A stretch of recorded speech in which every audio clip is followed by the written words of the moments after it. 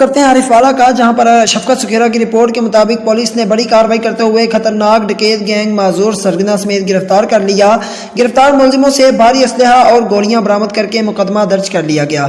थाना सदर पाकपतन के SHO राय खिजर हयात ने मीडिया को बताया कि गैंग का सरगना दोनों पांव से माजूर शख्स निकला। मुलजिम माजूर की आड़ में जाए वारदात पर असला पहुंचाता था। माजूर सरगना की निशानी पर गैंग के मुतादिद कारिंदे भी धर लिए गए।